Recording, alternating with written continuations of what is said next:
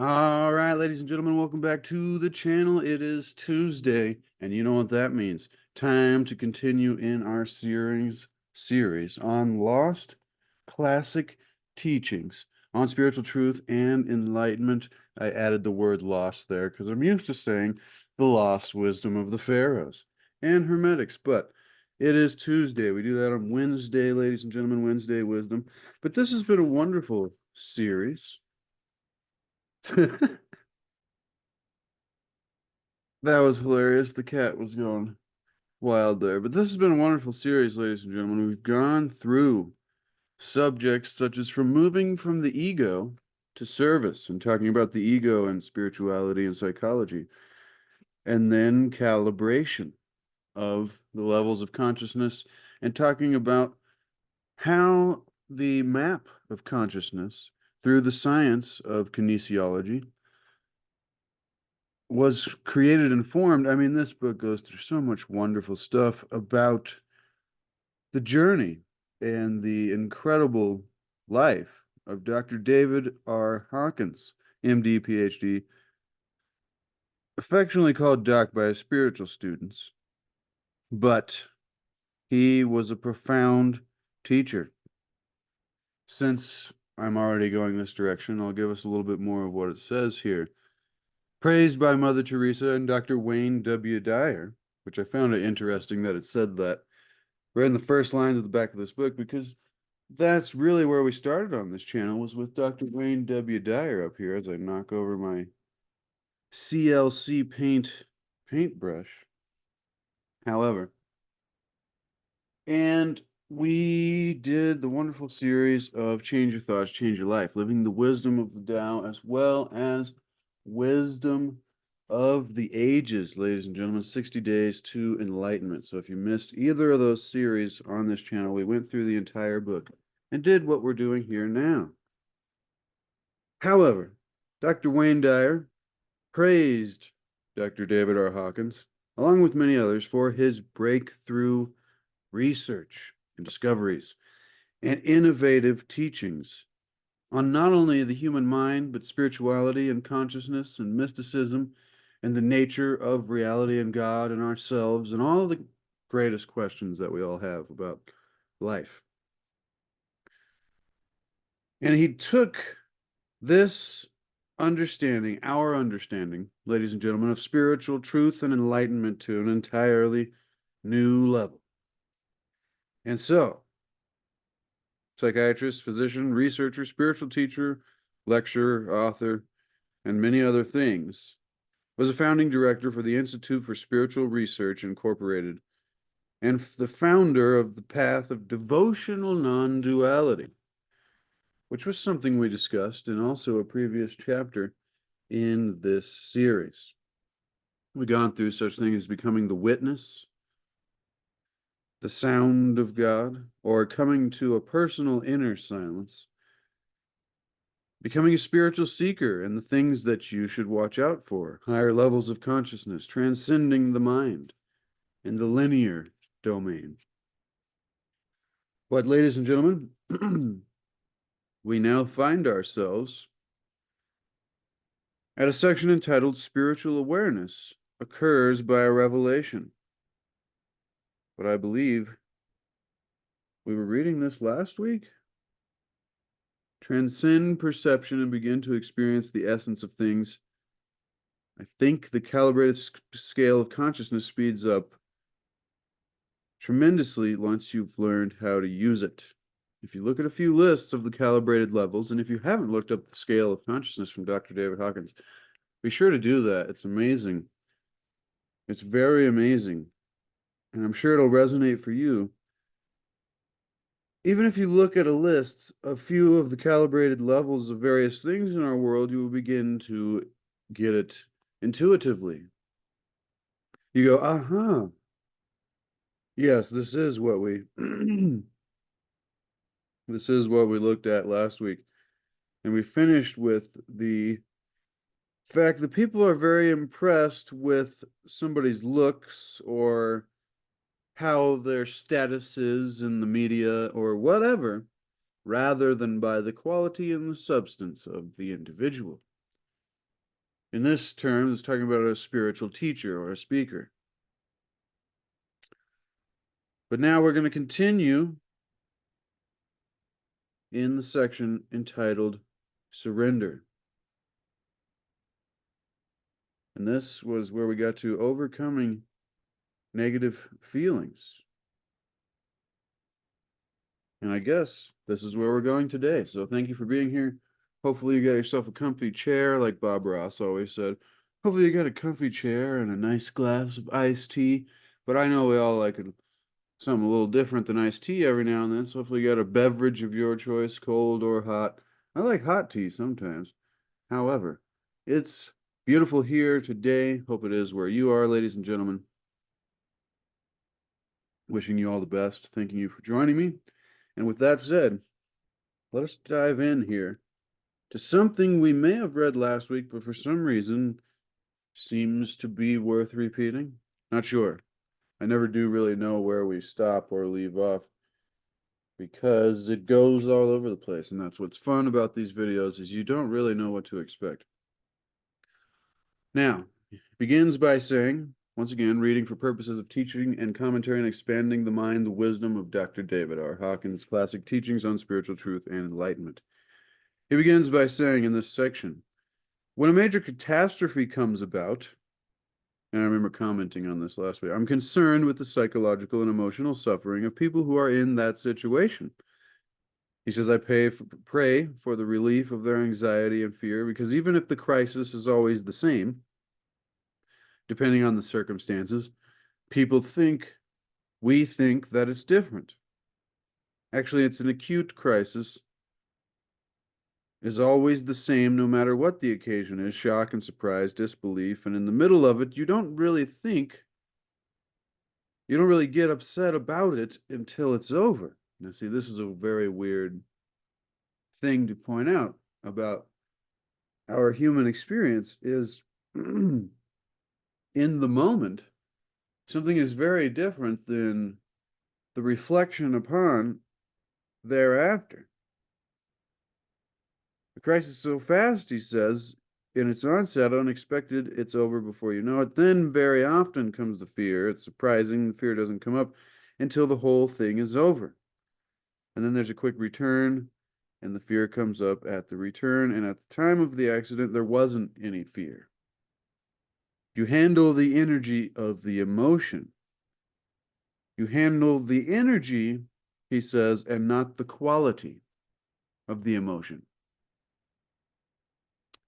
which is very deep and fascinating. We handle the energy in the moment, but we do not label it and judge it with a quality. The energy of it. He continues, all we have to do is surrender to the emotion, to the energy itself, and let go of resisting or giving a quality. I'm going to add to that energy. The energy will take care of itself. The energy will take care of itself. So don't forget that you also have the wisdom of the collective unconscious or the collective subconscious. If we don't remember how to handle something, the collective does, because mankind has lived through an innumerable number of things. And in the collective awareness and consciousness of mankind are all the tools that we will need. You surrender into your humanness, and we often do that when we pray for God or, try to seek connection with something which I so often say, that which we are connected to, but so many of us believe that we are separate from. I mean, can you say that it is greater, something that is greater than we are, or grander? However, we are still a part of that. I mean, is one drop of water what the ocean is doing? These are all thoughts. Let me know what you think. However,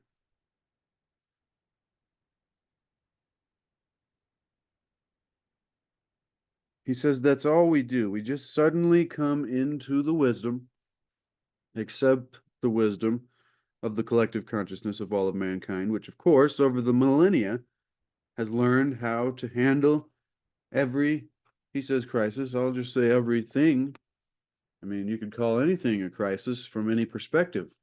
So this is the fascinating thing about perception, and it's very deep, ladies and gentlemen. How did he put it before? He put it as the linear and nonlinear domains. The trying to find it. Obstacles of spiritual growth, spiritual consciousness, lifting the levels, becoming the witness. Where was it? Becoming a spiritual seeker, higher levels of consciousness, transcending the mind and the linear domain. Causality. The limitation of the ego is that it thinks there is a personal I as a cause. And based on the Newtonian principle, a this causing a that. In reality, there is no causing any that. In fact, the phenomenon is not a possibility because evolution and creation are one in the same thing. Nothing causes it to do that. You can't force a rose to do anything. So would we say it's terrible when it grows poorly? Or would we just appreciate whatever is? It does it of its own accord because it has innate within its essence the potentiality to manifest that way within the linear domain. All we are seeing within the linear domain is this phenomenon. However, the energy of life, he continues, is non-linear. It's non-definable. And so what he was working on at a time was to resolve this dilemma of the Scopes trial, which has to do with the argument of whether reality is limited to the linear, or does reality go on to include the nonlinear? And this comes to the idea that there are things that are, forget the words for it, but it has to do with perspective. It has to do with perspective. I'll continue now. We have a kitten. We have a kitten. Hello, Beans. How are you? Now, one of these phrases becomes protracted. You get stuck in a grievingness, or you get stuck in a fear or resentment, but that's not due to either of those feelings. That's not due to either of those feelings. It's due to the stuckness. It's very fascinating. And it's very deep. And it requires us to ask very difficult questions, ladies and gentlemen. I mean, these aren't the easiest subjects. In our present society, the competition is for victimhood. It's almost hilarious how people, and this is Dr. David R. Hawkins continuing here, how people want to rush on stage to tell you how much of a victim they are. And they're almost in competition to see who's the most wronged. And we fight for our misery, which is the weirdest thing of all. I mean, if someone's trying to relieve you of your suffering and you say, no, listen, this is why I'm suffering, and I will defend my misery with great effort to ensure that it continues. See, this is a very weird thing again of our human nature. And so it's like, what do we do? What do we do? Well, he goes, I would like to point out a patient he had while he was a psychiatrist. Said, quote, well, what are you getting out of this constant resentment? Maybe that's it. What are you getting out of it? How is it helping you? The patient would say that their wife has left them, or their boss has fired them, or something. Beans, are you playing now while we're recording? or something, but that they're milking it. I wanted them to see, Dr. David R. Hawkins says, that they're milking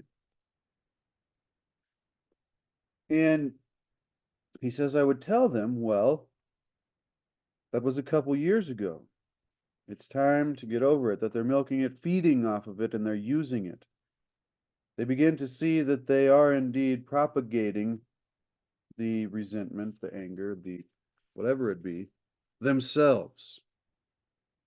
But this, once again, I will add, is a very difficult place to get to, ladies and gentlemen. It takes great work, but we can all do this. And if you can see that we could change our thoughts and we could change our lives. Some days I'm not sure if we're getting anywhere, but then it always feels different when I rewatch these on the premiere with you in the live chat. To add to this, ladies and gentlemen, see, I knew I was going to do that at one point during this video. However, like I said, it's always different later, and so it's very interesting how things change with just a couple hours. But I want to see where he's taking us here. This competition for victimhood and how we're defending our misery. Like, who's the most wronged?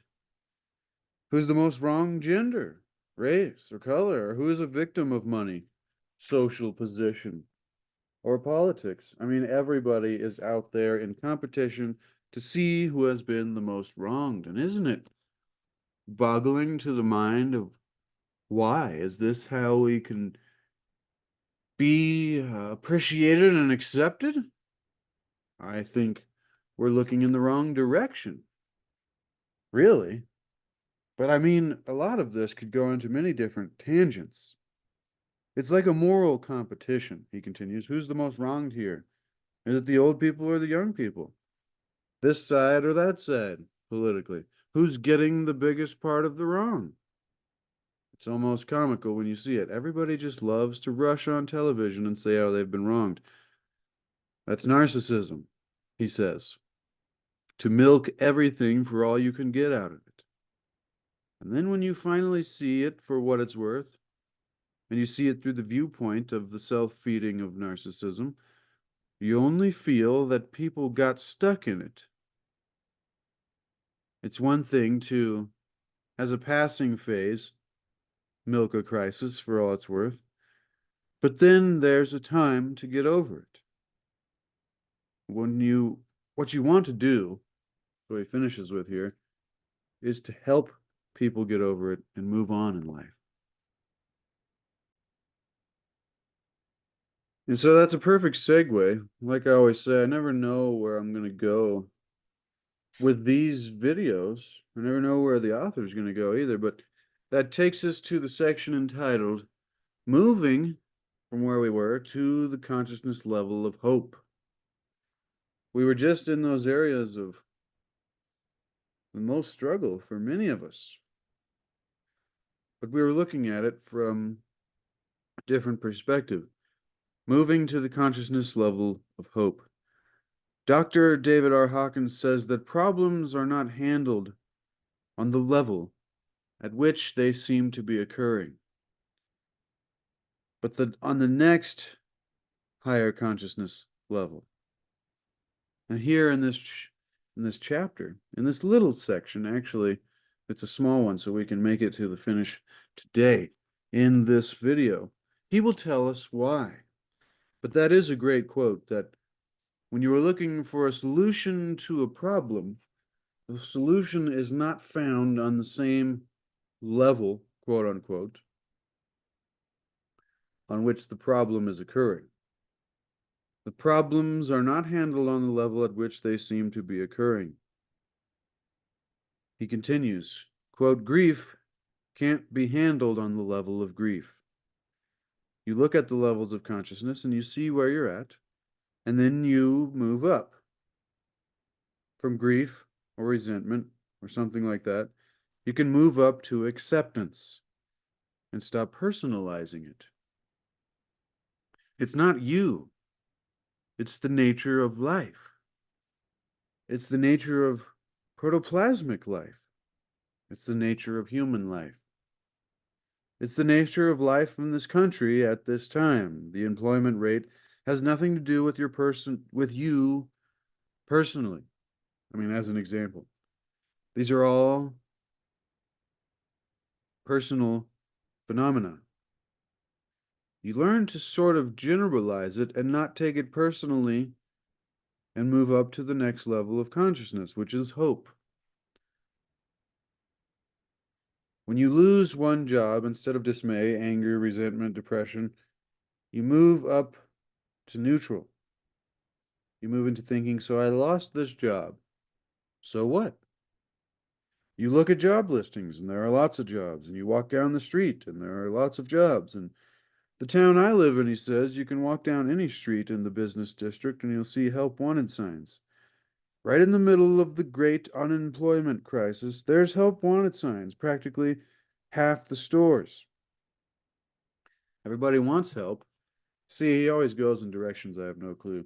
But as a metaphoric example to understanding this philosophy here, everybody wants help. People don't want to work those hours and for that kind of money and under those conditions. But if you let go, you let all that go, you'd be happy to walk down the street and make good money every single day washing windows. You see that it's not really a financial problem, but it's one of choice, that we really don't want to move to the level of window washer. We don't want to do what we don't want to do.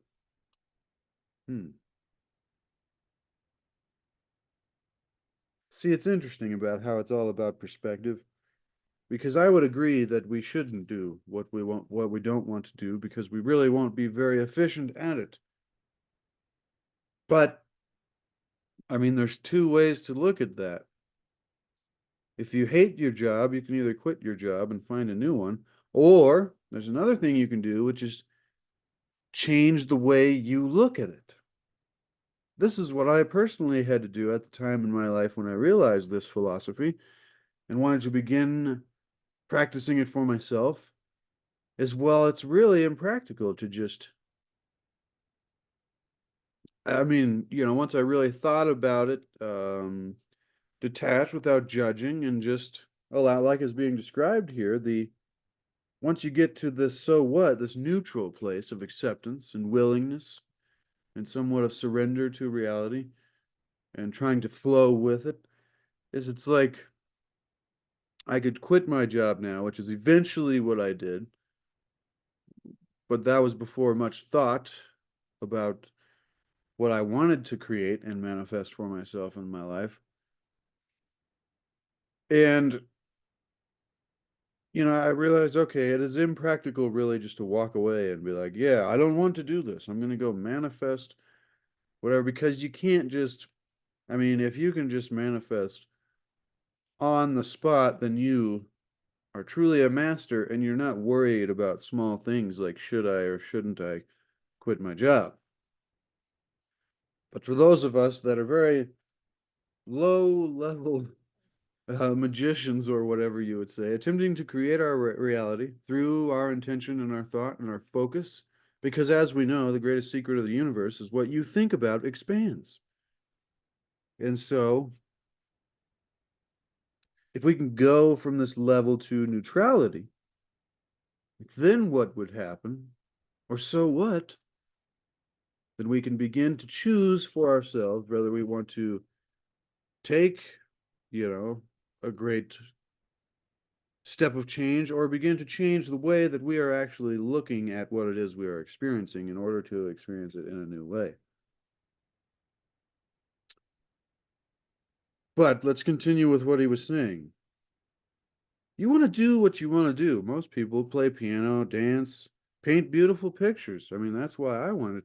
I was like, yay, I don't no longer have to work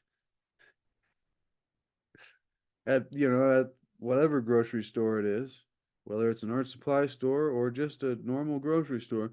I'm going to paint paintings and sell paintings, and that'll be all that I do, and I'll make these videos for you, and that would be wonderful. I mean, I can still create that reality, but it's going to take more effort and more work. See, I can't just sit on the couch and go, I'm gonna sell paintings all the time and focus this attention. And that's not how this works, ladies and gentlemen. I didn't even know we were gonna talk about manifesting today, so sorry. I'm kind of disappointed that we had to go here, but it's all fun anyways. So thank you for being here. If you're getting value, consider subscribing. But we don't just sit on the couch and believe things are gonna manifest in front of us. We have to put in the effort and the work and use the opportunities that reality presents us with and attempt to flow with it. Because oftentimes we'll be looking over here for what it is that we want, and it's right out of our viewpoint, right here. And so we got to be open to different ways of these things. This is moving the consciousness to the consciousness level of hope from the lower stages. He's using the example of someone who has lost their job and how they could experience anger, dismay, resentment, depression, but that we can move into new ways of thinking and experiencing life for ourselves. And often it comes down to the simple argument of people don't want to work for those hours or that kind of money or under those conditions. But really,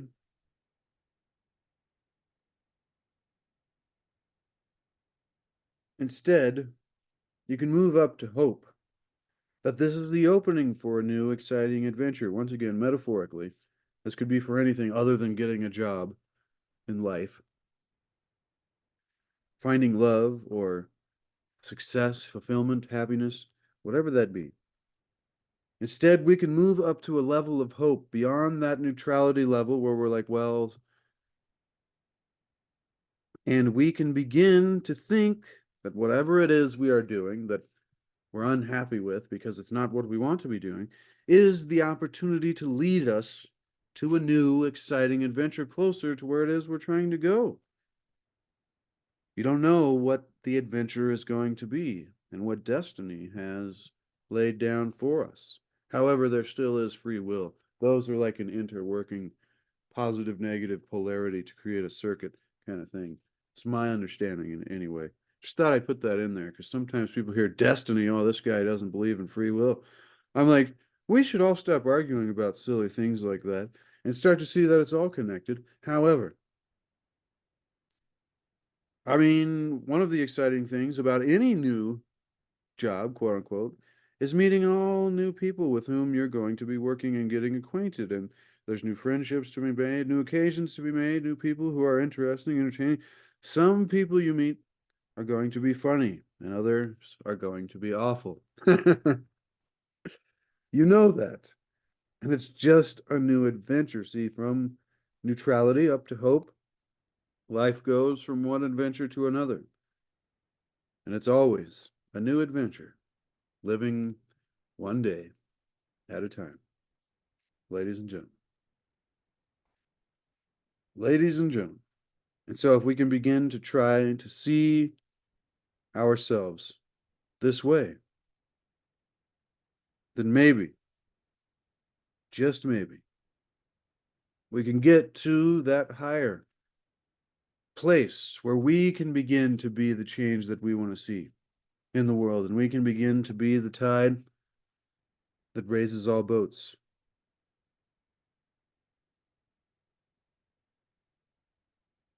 And I mean, here's how he ends this chapter, and it's still on the job point. He goes, it wouldn't.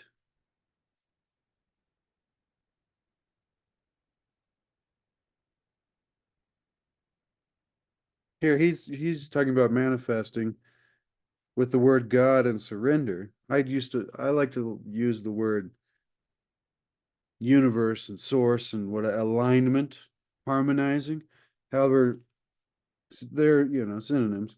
He says that's what I think is traditionally called outlining. Telling God how you want it done when and with whom.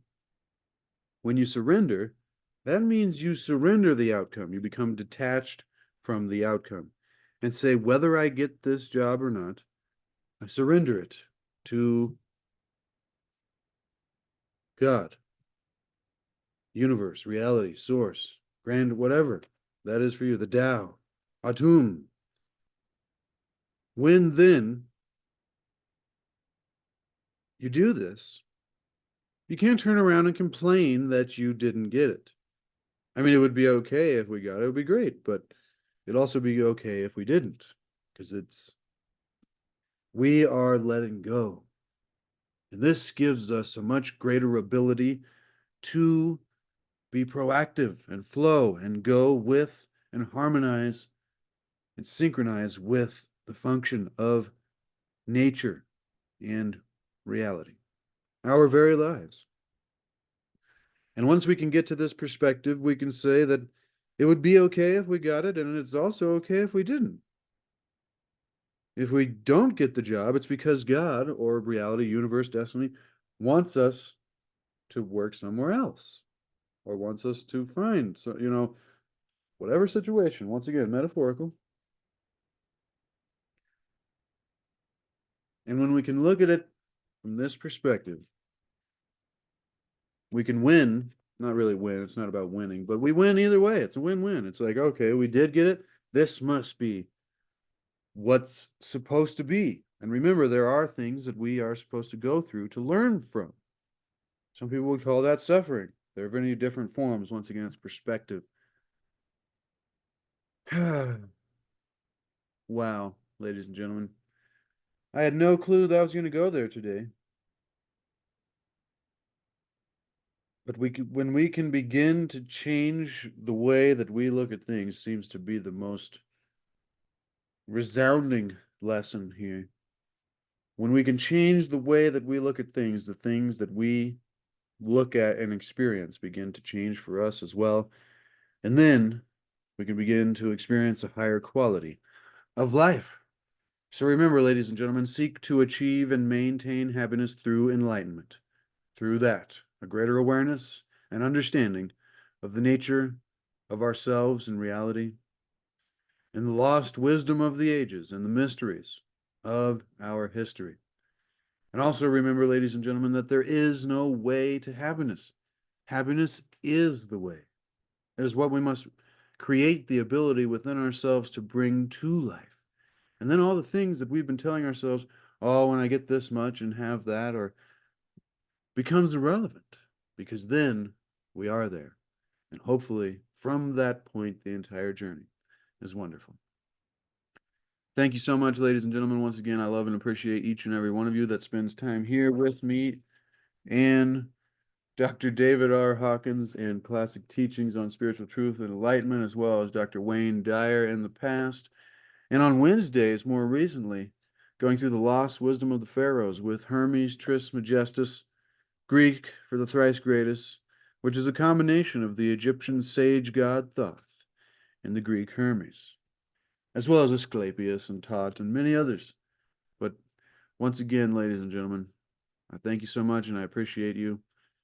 And remember, until next time, be the change that you want to see, be the example that you want to set.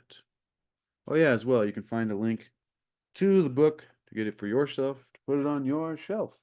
You can follow along in the future in the description below. Hit the little more box that'll expand, hit more. And there's links as well to my Etsy shop and C60 Purple Power, the most powerful antioxidant known to men. Known to men and women. Known to man. Rat beans, give yourself the gift of health, ladies and gentlemen. No, no, no, no, no, no, no. Good timing, beans. That's funny. All right. See you next time. Tomorrow, ladies and gentlemen, Wednesday Wisdom, Hermetics. No, no, no, no, no.